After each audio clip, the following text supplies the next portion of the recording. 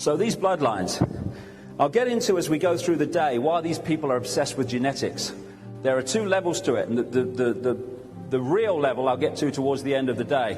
But there's a real reason why they're obsessed with genetics and holding a certain DNA, which is really, really important to them. These are just a few. If you follow them, it takes a hell of a lot of research, and a lot of genealogists have done a lot of research, and there's a hell of a lot still more to do.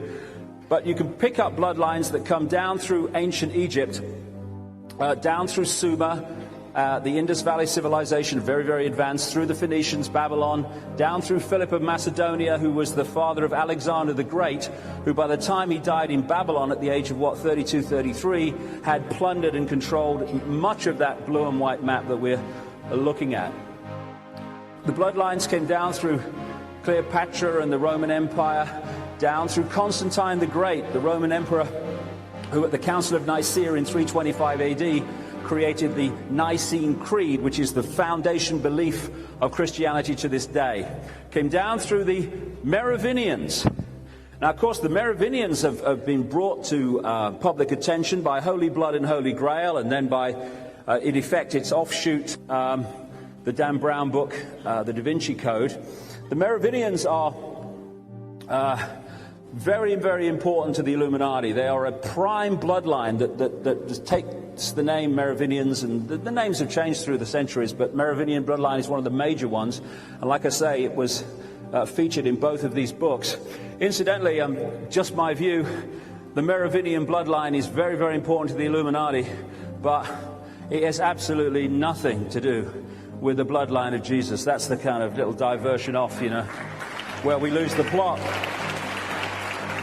And interestingly, in the Matrix movie, one of the key characters, who was the gatekeeper, was given the name the Merovingian, which the writers of that could not have done by accident, given the background.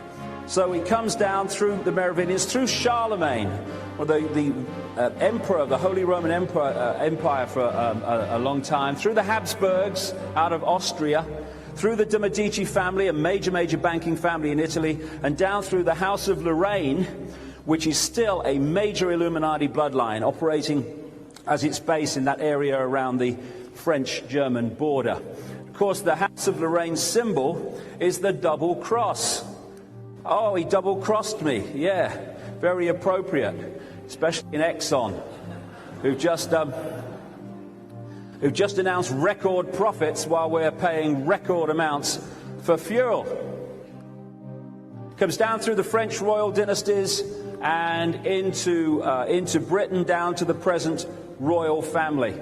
It comes into America, down through the presidents of America. I mean, if you look at the genealogy of American presidents, it reads to a large extent like a royal bloodline in Europe, which is where many of them came from. So right down to the Bush family. And what is that but a dynasty? When you have your father having 3 terms as president of the United States, 2 officially given to Reagan, but that's just for public consumption. And then his son comes along, who has to have help tying his shoelaces, and becomes president of the United States. I mean, there's something we need to know here.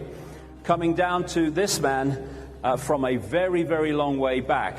This is an alternative genealogy. Like I say, I have great sympathy with it. I like this one. I like this one there. I like that one. That's my favorite. Yeah. Who am I?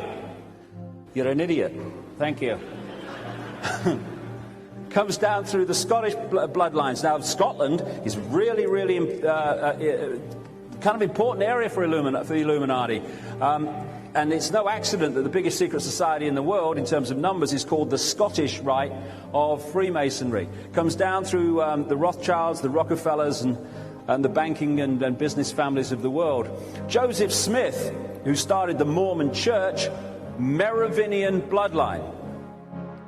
Down through Brigham Young, who took it on from him, Merovingian bloodline. One of the symbols going right back through history of the Merovingians is the bee or the beehive. They found Merovingian graves where there's symbolic bees and beehives in there. in the kind of architecture and stuff, because that was the symbol. This is the seal of Utah, which is a wholly owned subsidiary of the Mormon Church, which is a wholly owned subsidiary of the Illuminati, and no accident that the center of it is the beehive, the symbol of the Merovingian bloodline. Charles Taze Russell, one of the people who got the Watchtower Society going. Jehovah's Witnesses, Merovingian bloodline, buried under a pyramid somewhere in America. And it's not just me that's done this, there's a lot of research going into this obsession with genetics that the Illuminati bloodlines have. And because they go under different names, you know, if every president of the United States was called Rockefeller, people go, "Hey, honey, everyone's called Rockefeller, what's going on?" But they don't do so that. They've got different names. It's the genetics that matter, not the name. It's the DNA, for reasons I'll come to as the day unfolds. Now, as these bloodlines went through history, they brought about their Illuminati empires of various kinds. They want a global empire now. Like I say, they moved up from this area of the world, Babylon, up into Europe. And one thing that they did was that they took with them their church, the Church of Babylon. And I'll come to this shortly.